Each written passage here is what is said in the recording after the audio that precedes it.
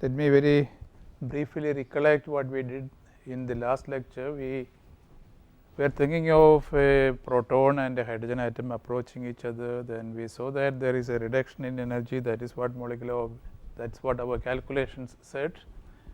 In fact, using variation method, we found two possible states of the system. One was called Eg and the other was Eu. The energy of Eg was actually equal to HAA plus HAB divided by 1 plus S, while EU was found to be equal to HAA minus HAB divided by 1 minus S. And further, the wave functions for these two states, which we denoted by the symbol phi g and phi u, were given by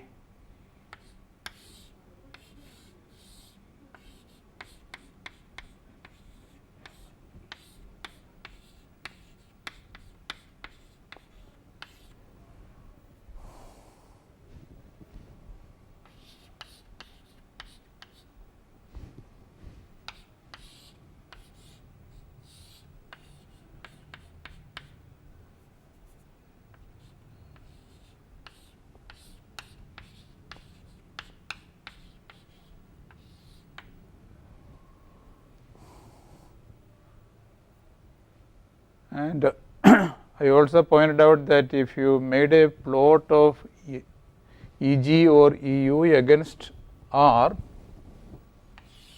you will find the kind of curve that I have already drawn. At far away, the energy actually becomes that of a hydrogen plus a proton.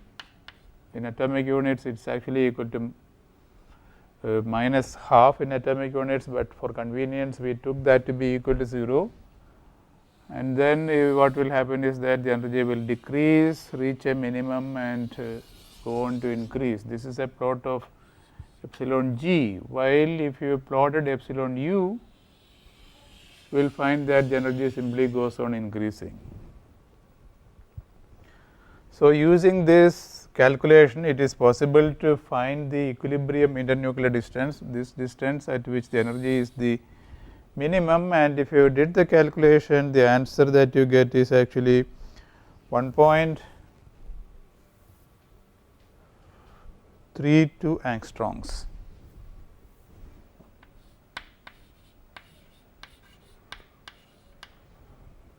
Now, interestingly, it is possible to determine this curve experimentally, and if you did that, the curve would look something like this.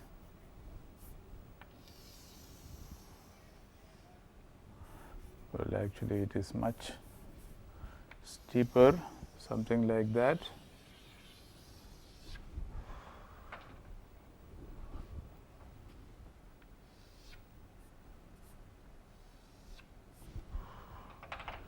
And the minimum error occurs at 1.06 angstroms. Theoretically is 1.32 and 1.06 is the experimental answer. It is also possible to determine this energy, the energy required to dissociate the molecule. Remember, if the molecule is in this state, it is in this position, and then if you supply energy from the outside, you can actually cause the molecular distance to go to infinity, which means that the molecule will dissociate, and this height can be calculated theoretically, and what you find is 1.77, whereas the experimental value of the same distance is actually 2.77 electron volts.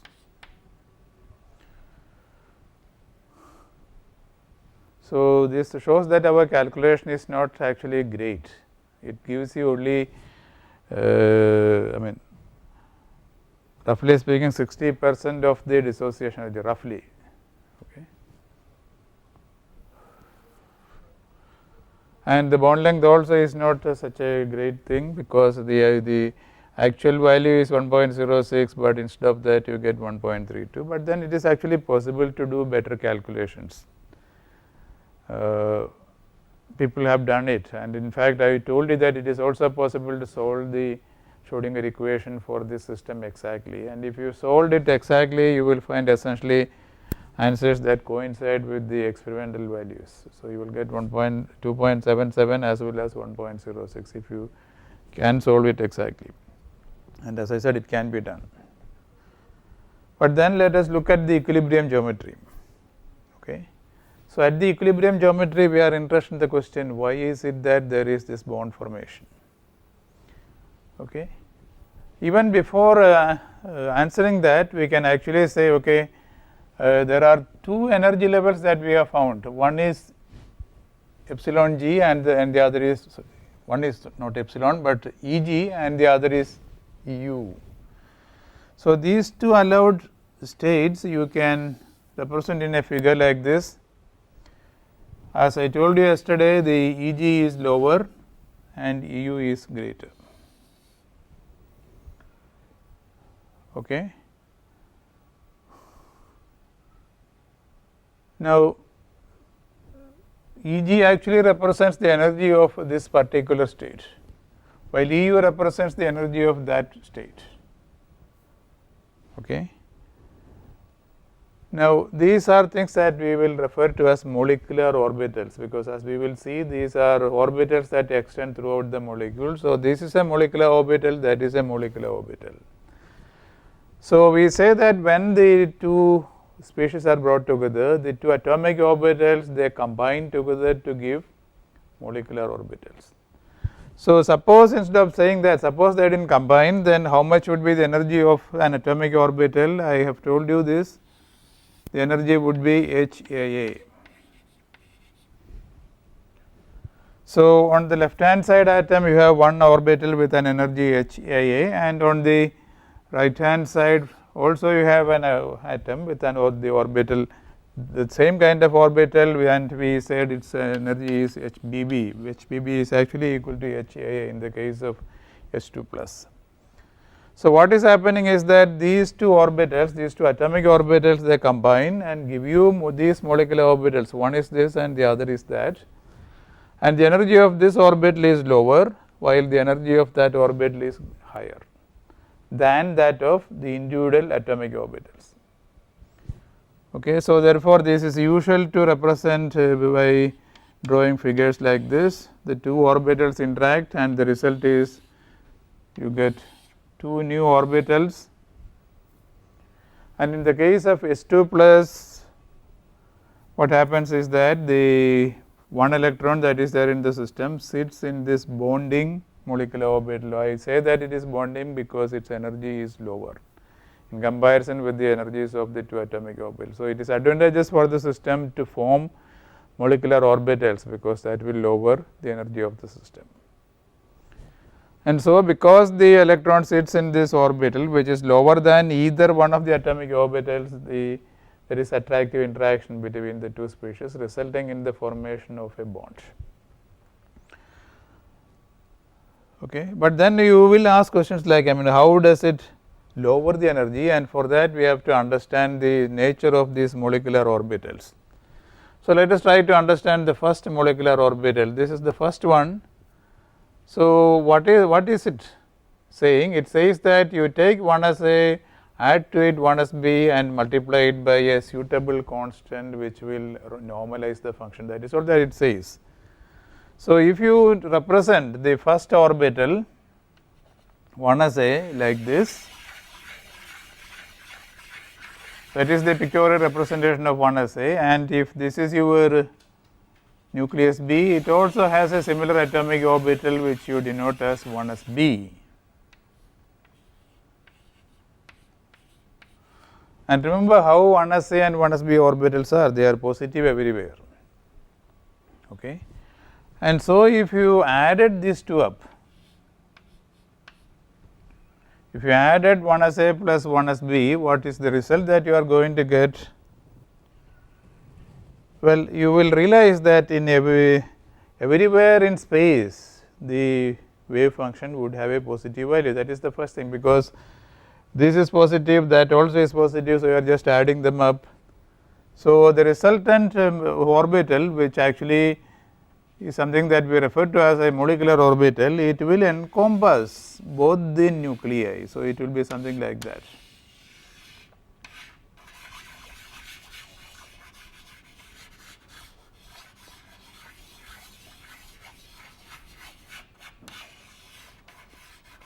And further, you would realize that in the internuclear region, what is happening is that the two orbitals are added up in the, and therefore, what is the result? The result is that there is a fairly large value for the wave function in the internuclear region. So, if you combine the two atomic orbitals in this fashion, what happens is that the wave function has a large value in the internuclear region, which means that the electron density is nothing but the square of the wave function. So, the electron density is having a large value in this region. So, if you put an electron into this molecular orbital, which the molecular orbital encompasses both the nuclei, but most of the times the electron that you put in will be found in the internuclear region. A large percentage of time it will be in the internuclear region, and therefore, we say that there is an accumulation of electron density in the internuclear region, and that is nice, because if you have electron density in the internuclear region, what will happen? This nucleus is attracted towards that electron density, this also is attracted towards that electron density, and therefore, the system remains as one molecule. You can put it in a different fashion. This electron density screens that nucleus from this nucleus, and therefore, nucleus repulsion is reduced, right. So, that is how the energy of the system is lowered. The energy is lowered simply because electron density gets concentrated in the internuclear region, and that is why this orbital, which I say is the bonding molecular orbital, is having an energy which is lower than HAA. So, we refer to this orbital as the bonding orbital.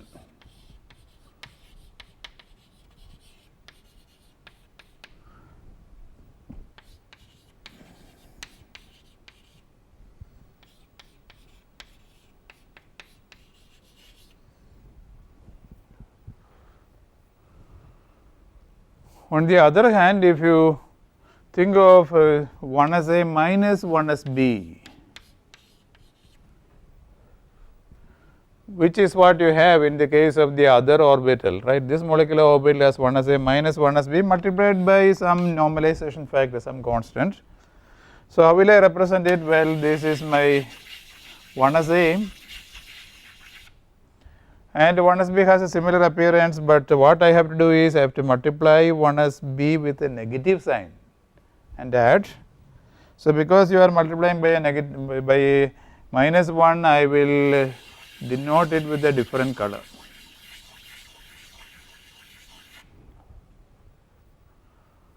Okay. So, this is positive, while after multiplication this is negative, and then if you added the two up, what will be the result? The result will be you will have a molecular orbital which will be something like this. Here you see you will have values which are positive, while near the other nucleus you will have values which are negative. And what happens in the internuclear region? Well, in the internuclear region, if you actually think of a plane like this, suppose I think of a plane like that, what is so special about that plane? The plane which bisects the bond between the two nuclei. So, on such a plane, what will happen is that 1s A and 1s B have precisely the same value, because the distance of any point in that plane from either nucleus is the same. So, therefore, in that plane 1s A and 1s B have the same value, but you are actually subtracting 1s A from 1s B, which means that on this plane 1s A and 1s B will cancel each other exactly, so that the answer is going to be 0. Okay. And therefore, what happens right in the middle, if you think of such a plane, on this plane the wave function will be identically equal to 0. On this side of that plane the wave function will be positive, while on the other side the wave function will be negative. So, if I drew a plane like this, something like this, let me say,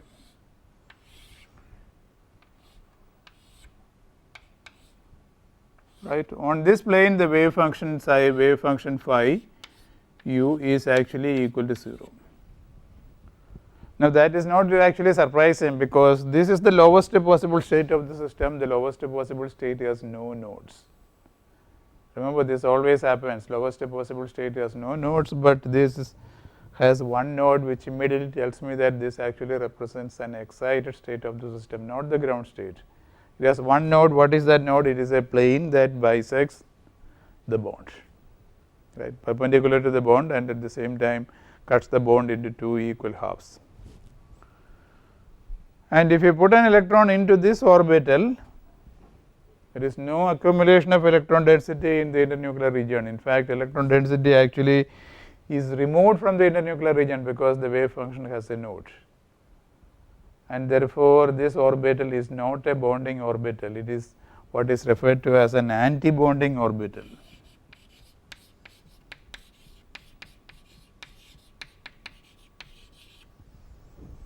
Anti-bonding molecular orbital. So, this one is bonding, while that one is anti-bonding. Okay.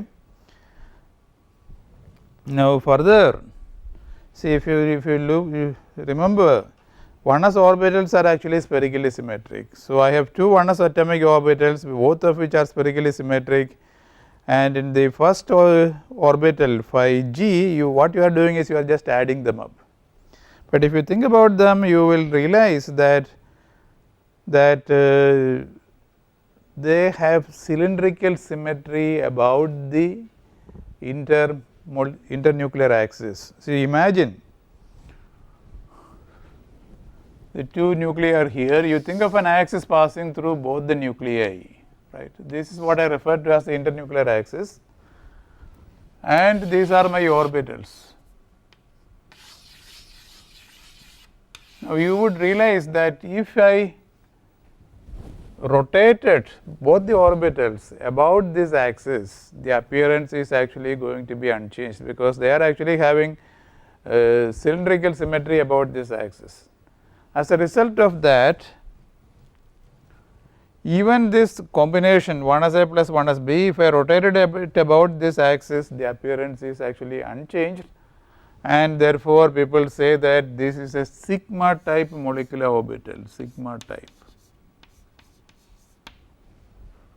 Similarly, with the anti-bonding orbital, the same kind of thing happens. If you rotate this orbital about the internuclear axis, you will find that the appearance of the orbital is unchanged, and so this also is a sigma type molecular orbital. Fine. And S2 plus is a molecular ion which has a center of symmetry. Okay. So, suppose you perform the operation of inversion about the center of symmetry. What is the result? Well, how do you perform the operation of inversion? The answer is actually extremely simple. Imagine this is your molecular ion with the two nuclei. Okay, and this is your bonding molecular orbital, something like that.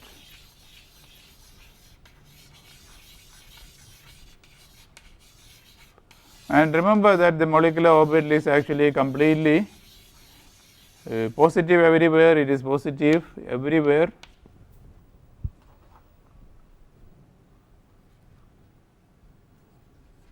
So, to perform the operation of inversion, what you do is you think of any point in space, maybe a point somewhere here, okay, and what you do is you draw a line from that point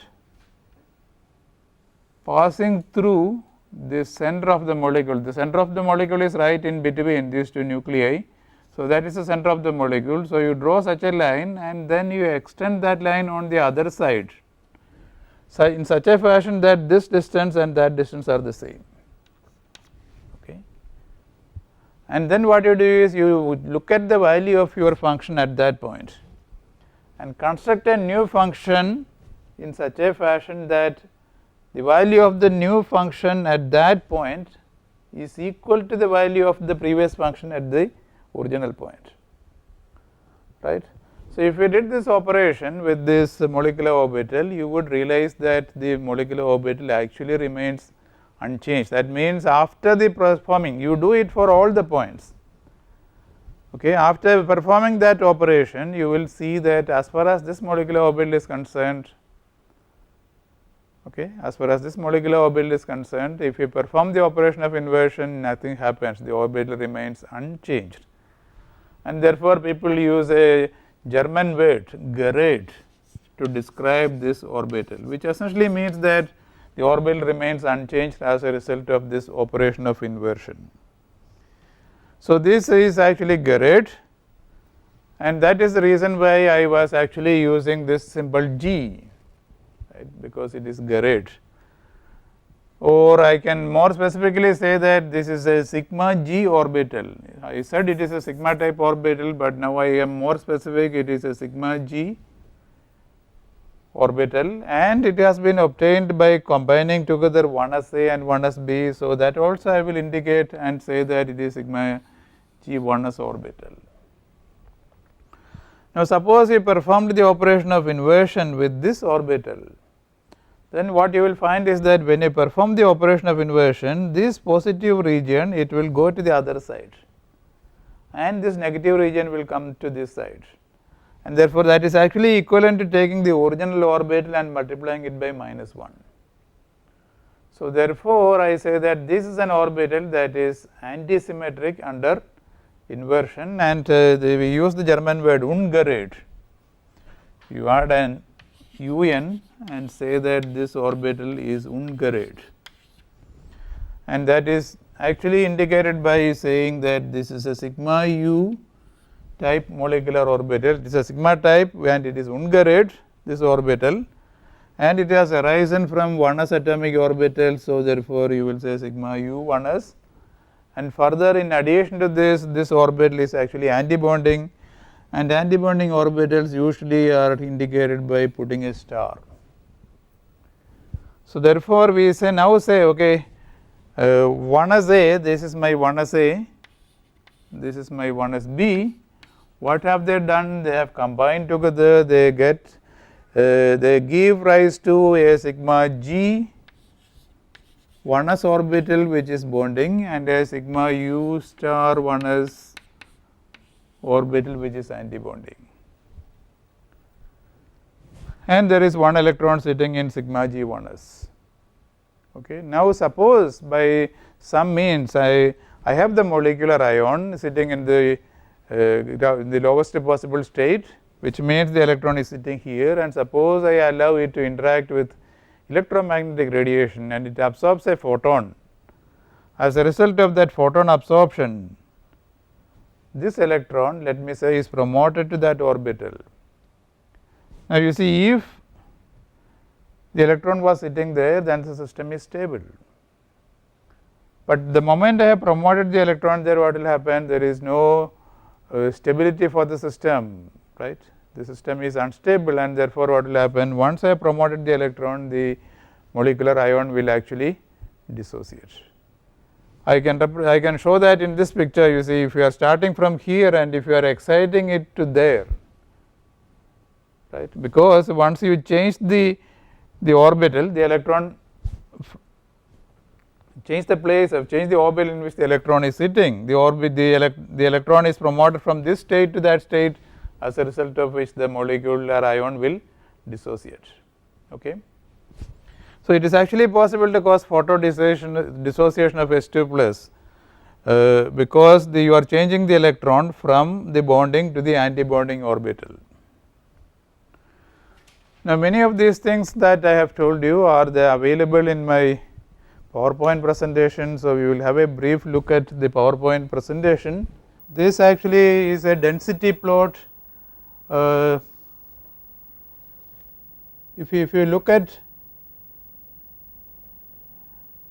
these, you see these are points, these two are points where the nuclei are sitting, and the surrounding things that you see are actually the values of the wave function, different values being represented by different colors, and as you go away, obviously the wave function will decrease. And in the next picture I have a similar, I have a slightly different kind of representation. What is being done is I have the two nuclei in a plane, let me say in the xy plane. So, in that plane what I will do is I will evaluate the wave function at each point, right. At this point I will evaluate the wave function and show the value that you obtain along the vertical axis. And you know that these orbitals have a large value at the nucleus, as a result of which you have these two tent or these two tips sitting there. They actually are positions where the nuclei are, and as you go away from there, the value of the wave function actually decreases, which is shown by that. Notice further that in the internuclear region there is a build-up of electron density, and so essentially what you would say is that you see there is constructive interference in that region, because the two atomic orbitals, as you know, are getting added up. So, one says that there is constructive interference in the internuclear region, and that constructive interference actually causes the electron density in the internuclear region to go up, and that results in the formation of the bond. In comparison with this, or maybe before going into that, let us look at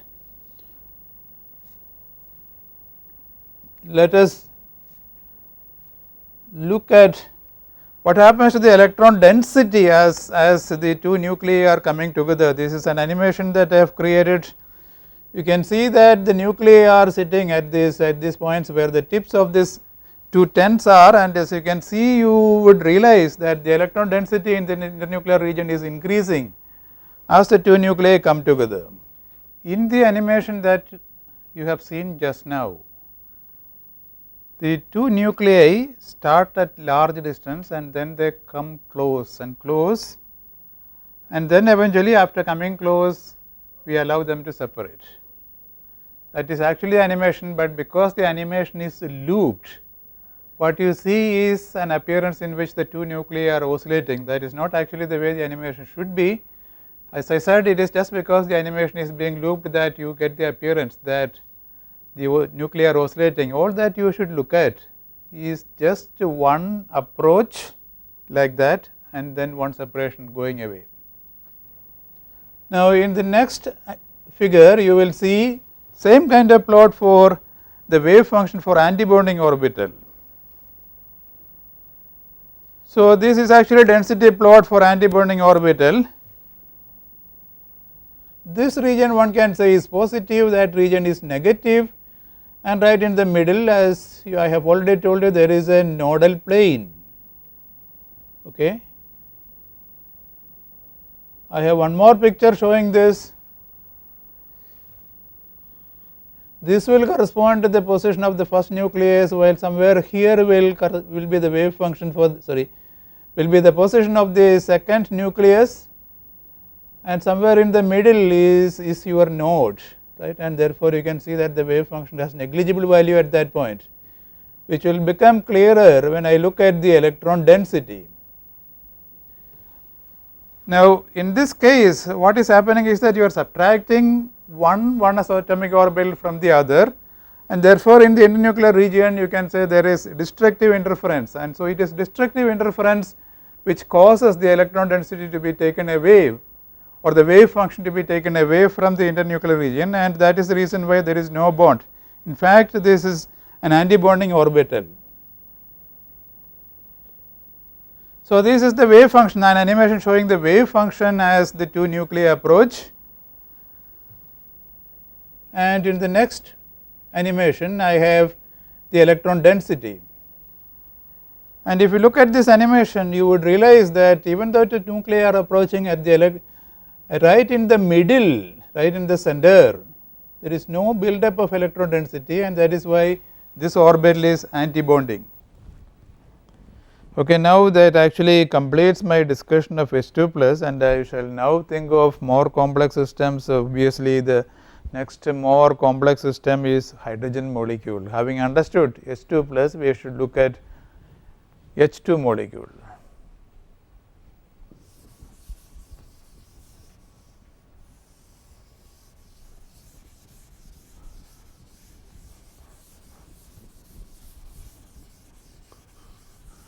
So, as usual, we will start with the Hamiltonian for H2 molecule.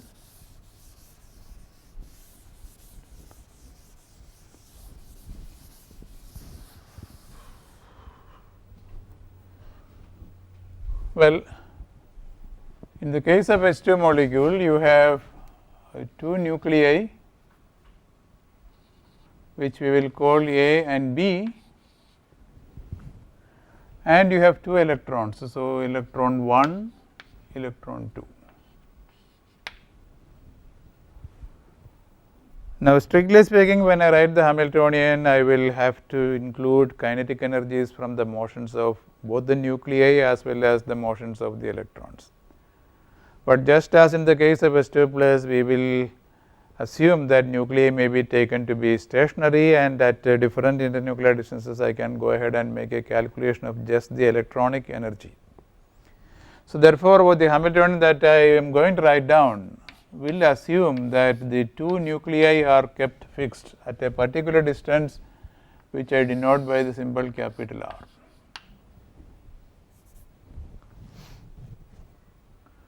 So, then what is going to be the Hamiltonian? I shall write it in atomic units. The first term will be minus half del 1 square. This represents the kinetic energy of electron 1, right. I have put h cross m, everything equal to 1. So, therefore, the term looks very simple. Then I would have minus 1 by 2 del 2 square, representing the kinetic energy of electron 2. And then I have to worry about the interaction of electron 1 with the nucleus A, its interaction with nucleus B. So, the distance of electron 1 from nucleus A, I will call it RA1. This distance will be called RB1. That will be RA2, and this will be RB2. And of course, there is a repulsion between the electrons 1 and 2. So, naturally, this distance also is important, that I will call R12. So, the notation is actually obvious. And if you wanted to write the potential energy of the system, what will happen? I will have minus 1 by RA1. Remember, this is in atomic units, that is why it looks nice and simple. This is the attractive interaction between electron 1 and the nucleus. Similarly, you have the attractive interaction between electron 2 and nucleus A.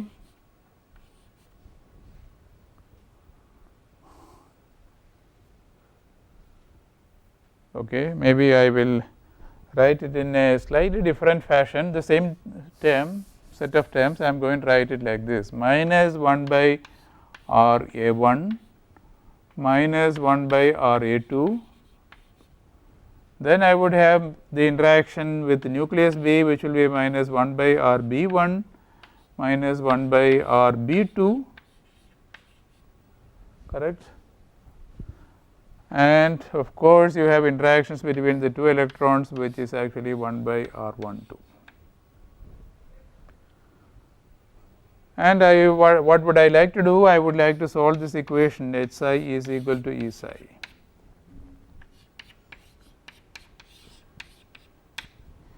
And what about psi? Psi will be dependent upon the position coordinates of the first electron. It will also depend upon the position coordinates of the second electron. So, it is a function of 6 position coordinates of the first as well as the second electron. Remember, I have not included spin, right. We can worry about spin later.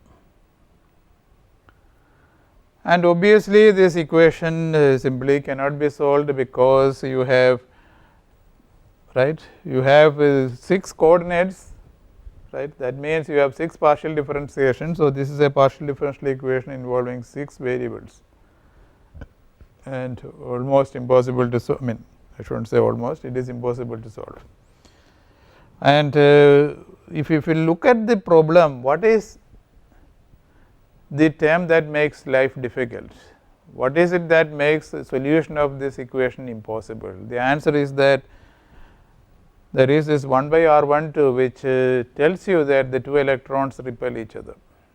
This is the problem. This is the reason why things are difficult. Because of this term, what do the electrons do? They always try to avoid each other. That means their motion is correlated, a word that I have used earlier, and as a result of that, it is not possible to solve this equation. And if it is not possible to solve this equation, I would like to know at least what will happen in the ground state of the system. Imagine I have two hydrogen atoms and I bring them together. Would there be an attractive interaction between the two leading to the formation of a bond if the system is in the ground state? So, if I slowly imagine, I slowly bring together two hydrogen atoms, would there be a lowering of energy? That means, would a bond be formed or not? That is the kind of question that I am interested in. So, therefore, I am very much interested in the ground state of the system H2. And if you wanted to answer this a question like this, what is it that you will have to do? You will have to write down a suitable trial function phi R1 R2 for the molecule, for the system, right. And the question is, what is the most or best suitable trial function using which I can perform calculations? And there have been two sets of trial functions. One set actually is referred to as the molecular orbital approach. So, you can say phi MO, which is what I will discuss now, and the other is actually referred to as phi VB.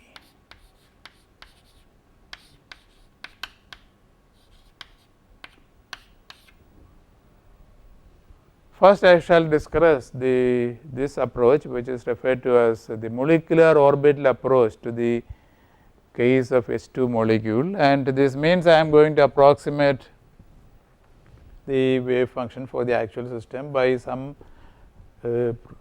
procedure which is based upon molecular orbitals. So, what is the approach or what is the basis for the approach? Let us now imagine that I take this Hamiltonian, and for this Hamiltonian I actually cannot solve the Schrodinger equation. Why is it that I cannot solve it? The answer is that there is this electron repulsion 1 by R12, that is the reason. So, imagine for a minute that this term was absent. Suppose this term is not there, okay. Maybe for temporarily I will strike it off to emphasize that. Suppose I imagine that this term was not there, then what is the problem? The problem is now extremely simple. Why? Because you have two nuclei, they are stationary at some fixed distance, and you have two electrons. The electrons are moving around both the nuclei, but the two electrons are not repelling each other, because I say, okay, imagine this is not there. So, therefore, the two electrons are actually not feeling the presence of one another, but each one will feel the presence of the two nuclei, right. So, each electron will move as if it is in an H2 plus molecule, because you see the electron does not feel the presence of the other electron, but it feels only the two nuclei. So, each electron feels only the two nuclei, right. And I know what will happen. An electron which feels the presence of two nuclei will do, they will form, right. The system will form molecular orbitals, and the first electron will sit in a bonding molecular orbital of H2 plus, and similarly the second electron also I expect will sit in a bonding molecular orbital of H2 plus. So, therefore, what will be the wave function for the system? The wave function would be given by this. I will say that the first electron is sitting in a sigma g 1s orbital, because that is the bonding orbital, sigma g 1s, this is electron 1, and the second electron also is sitting in the same orbital, sigma g 1s R2.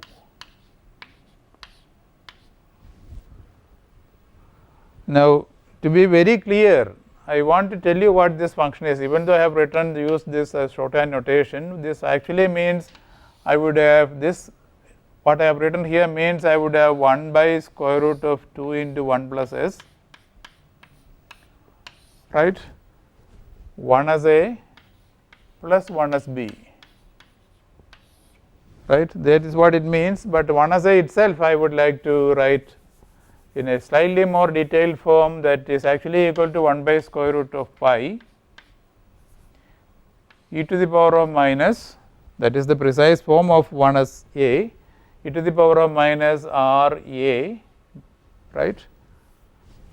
The constants are not there because I am using atomic units, plus 1 by square root of pi e to the power of minus R B, but here you see the R A and R B are actually for the electron 1, because electron 1 is sitting in sigma g 1 s. So, therefore, I should strictly speaking I should say R A 1 and R B 1.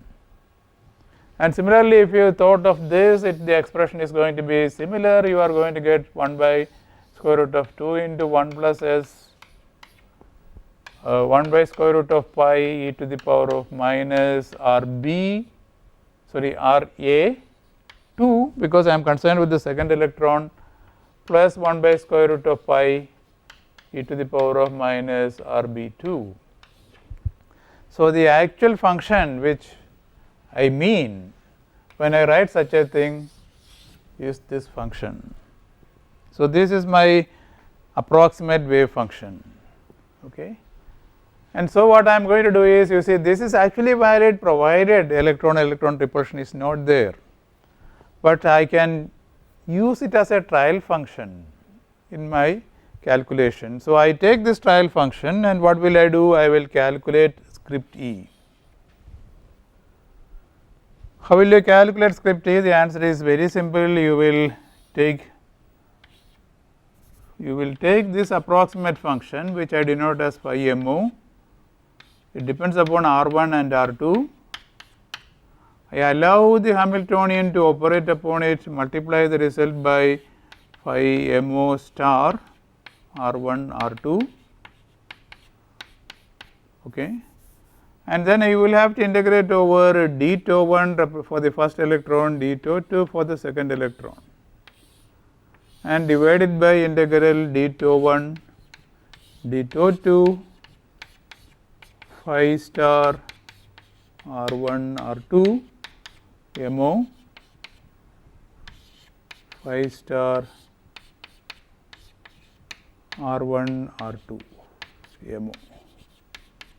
So, this is the way in which I will calculate script E. Now, this is not a simple calculation, it is quite an involved calculation. So, we will not go into the details, but it is enough for our purpose to say that okay, I know what this function is, and it is also possible for me to calculate this script E, and I can calculate the script E at different values of the internuclear distance. So, that means I can get this as a function of capital R.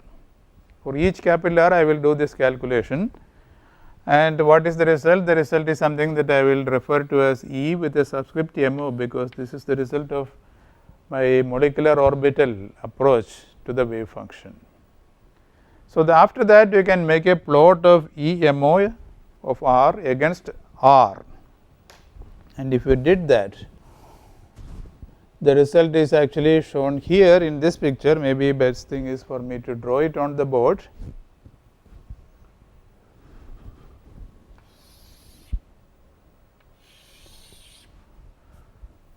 Far away you have two hydrogen atoms, the energy of two hydrogen atoms. I am imagining that I bring the two together. So, actually what I would expect is that as you bring the two together, the energy will decrease. This is what you would expect.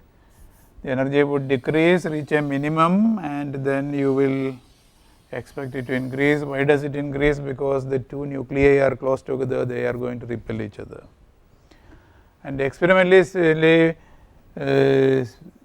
you can determine the dissociation energy, this height, can also determine RE. RE is found to be 0.74 angstroms, and the dissociation energy dE, experimentally it is found to be 4.72 electron volts.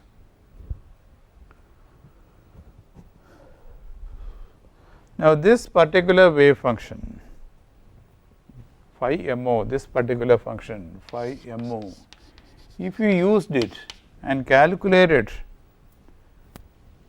the value of script E, then what you find is that the curve looks something like this.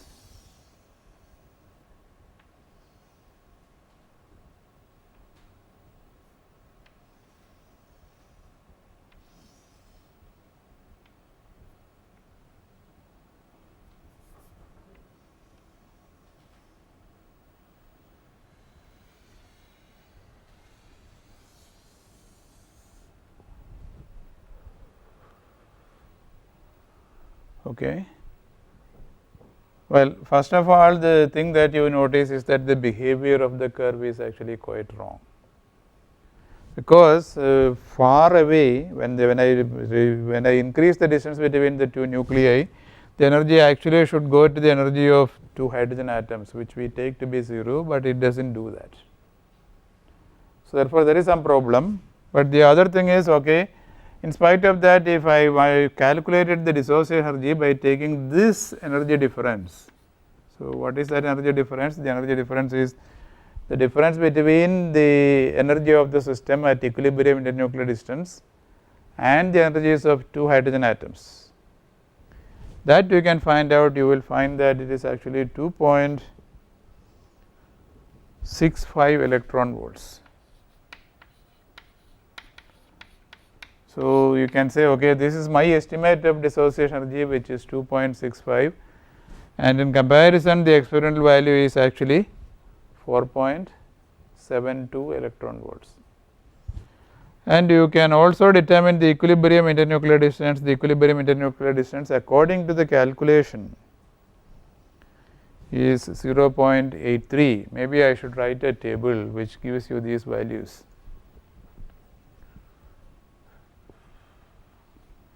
This is for H2 molecule.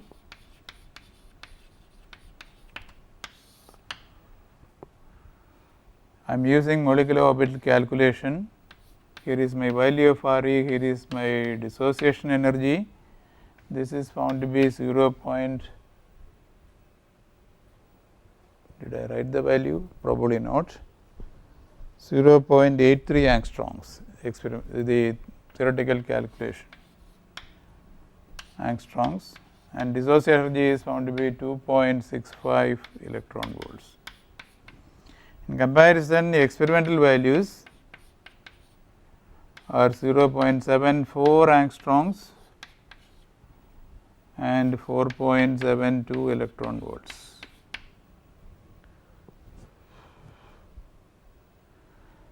In addition, of course, I have pointed out that this does not describe the dissociation of the system correctly. There is some problem.